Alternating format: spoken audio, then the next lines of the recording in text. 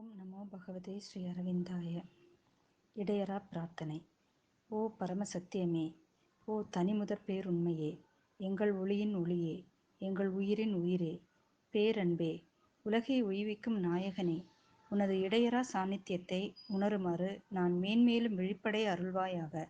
எனது செயல்கள் யாவும் உனது நியதிக்கேற்ப அமையட்டும். உனது சங்கல்பத்திற்கும் எனது விருப்பத்திற்கும் எவ்வித வேறுபாடும் இல்லாமல் இருக்குமாறு அருள்.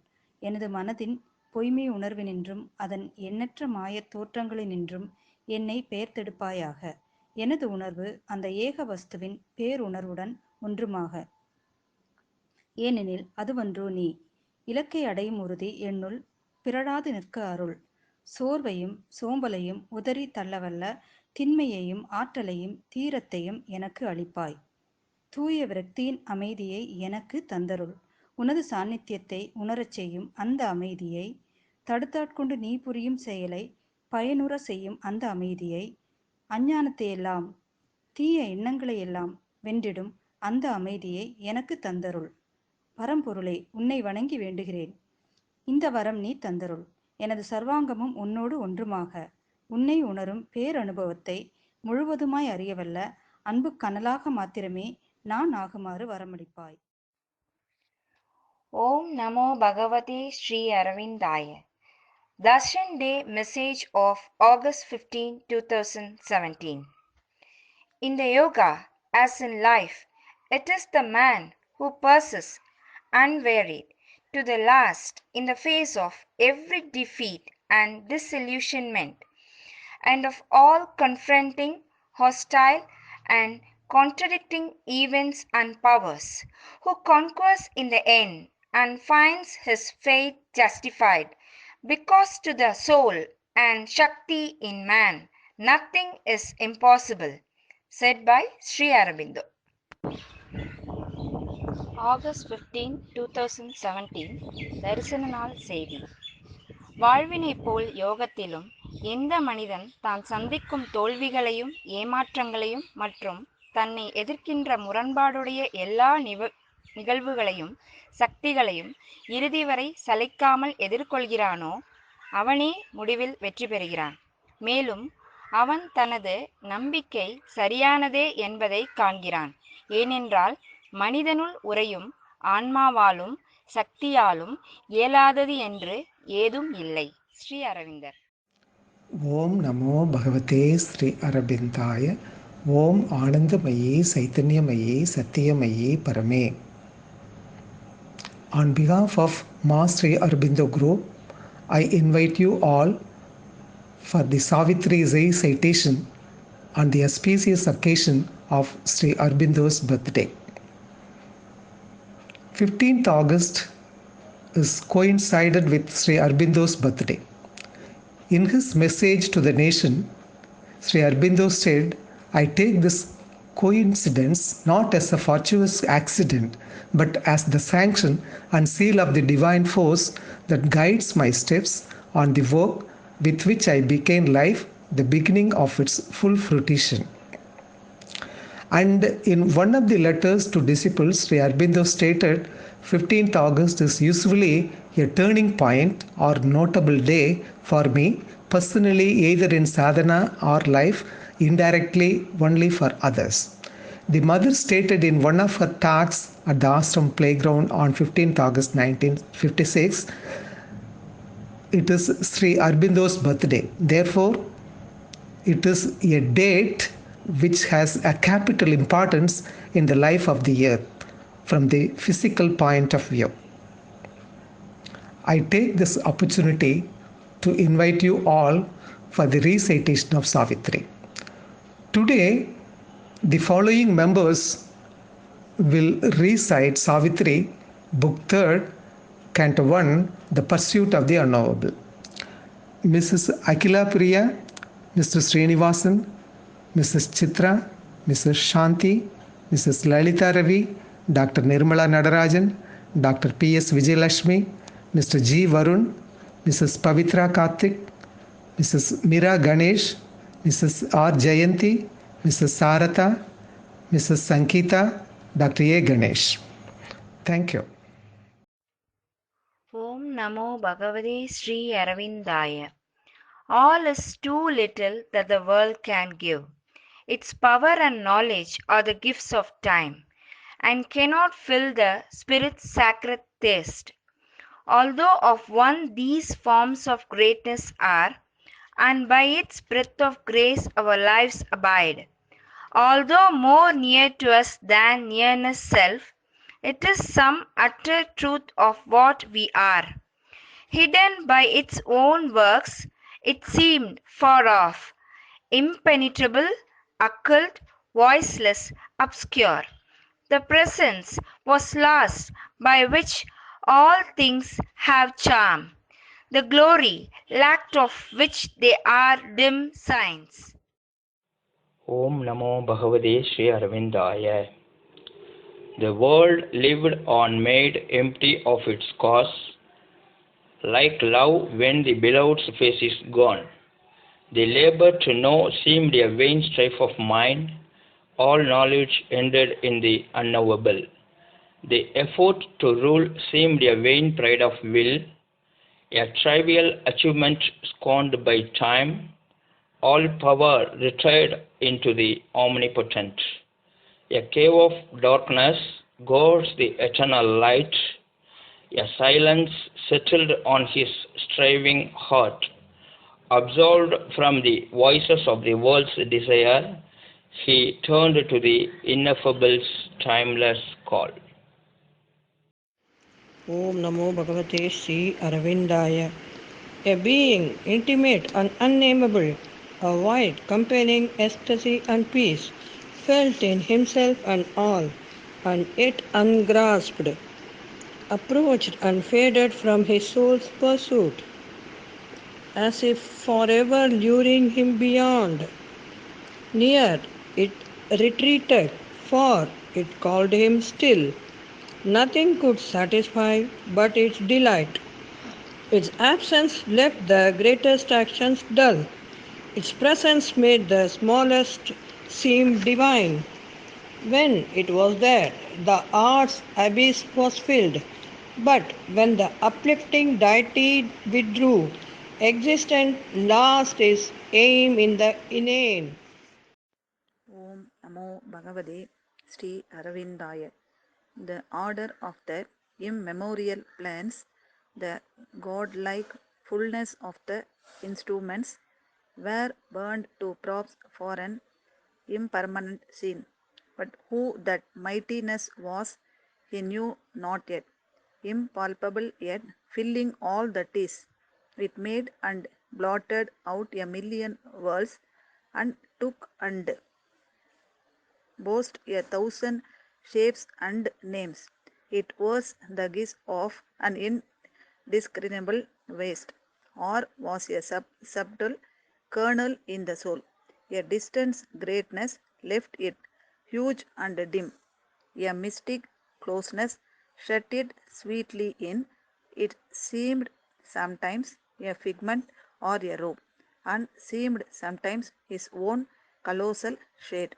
Om Namo Bhagavate Sri Aravindaya. Om Namo Bhagavate Sri Aravindaya. A giant dove overshadowed his advance across a neutral, all supporting void, whose blankness nursed his lone immortal spirit, allured towards some recondite supreme, aided, coerced by enigmatic powers, aspiring and half sinking and upborne.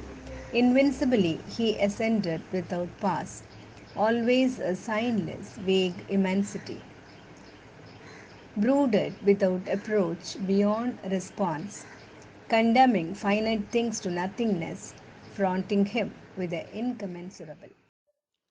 Om Namo Bhagavate Shri Aravindaya. Then to the ascent there came a mighty term. A height was reached where nothing made could live, a line where every hope and search must cease.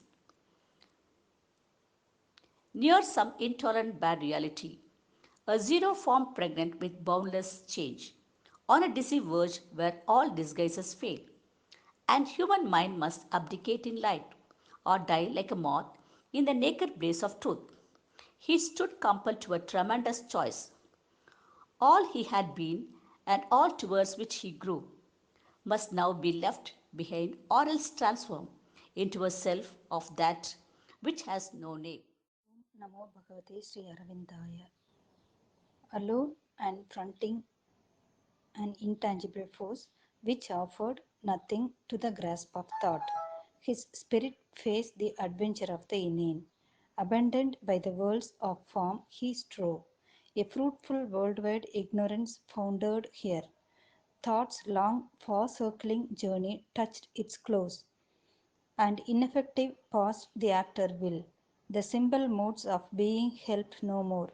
The structures, designs, builds collapsing failed, and even the spirit that holds the universe fainted in luminous insufficiency. In an abysmal lapse of all things built, transcending every perishable support, and joining at last its mighty origin, the separate self must melt or be reborn into a truth beyond the mind's appeal, all glory of outline, sweetness of harmony, rejected like a grace of trivial notes, expunged from being silent, nude, austere, died into a fine and blissful nothingness. The demiurges lost their names and forms. The great schemed worlds that they had planned and wrought, passed, taken, and abolished one by one. Mother, the universe removed its colored veil, and at the unimaginable end of the huge riddle of created things appeared the far-seen Godhead of the whole, his feet firm based on light's stupendous wings, omnipotent, a lonely seer of time, inward, inscrutable, with diamond gaze, attracted by the unfathomable regard, the unsolved slow cycles to their fount returned, to rise again from that invisible sea. All from his poison's bond was now undone. Nothing remained the cosmic mind conceives. Thank you, Mother. Om Namo Bhagavate Sri Arvindaya. Eternity prepared to fade and seemed a hue and imposition on the void. Space was the fluttering of a dream that sank, before its ending, into nothing's deeps. The spirit that dies not and the Godhead self seemed myths projected from the unknowable. From it all sprang, in it is called to cease. But what that was, no thought nor sight could tell. Om Namo Bhagavate Sri Aravindaya. Only a formless form of self was left, a tenuous ghost of something that had been, the last experience of a lapsing wave before it sinks into a boundless sea, as if it kept even on the brink of naught, its bare feeling of the ocean whence it came, a vastness brooded free from sense of space, and everlastingness cut off from time, a strange, sublime, inalterable peace, silent, rejected from it world and soul.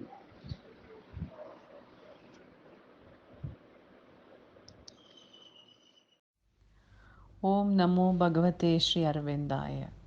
A stark companionless reality answered at last to his soul's passionate search. Passionless, wordless, absorbed in its fathomless hush, keeping the mystery none would ever pierce. It brooded inscrutable and intangible, facing him with its dumb, tremendous calm. It had no kinship with the universe. There was no act, no moment in its vast. Life's question met by its silence died on her lips. The world's effort ceased, convicted of ignorance, finding no sanction of supernal light. There was no mind that, with its need to know, There was no heart there with its need to love. Om Namo Bhagavate Sri Arvindaya. All the person perished in its namelessness. There was no second. It had no partner or being. Only itself was real to itself. A pure existence, safe from thought and mood.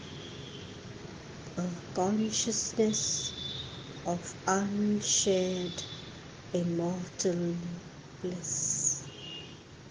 It dwelt aloof in its bare infinite, one and unique, unutterably so. Om Namo Bhagavate Sri Aravindaya.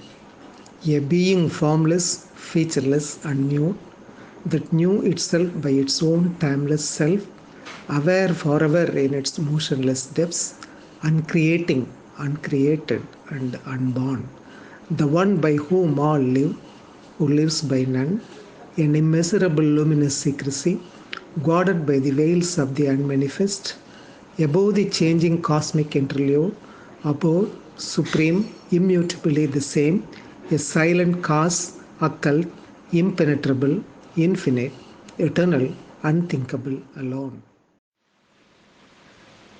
I take this opportunity to thank Ma and Sri Aurobindo for their permission in conducting this Savitri recitation in Ma Sri Aurobindo group.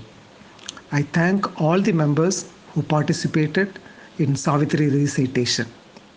Thank you so much.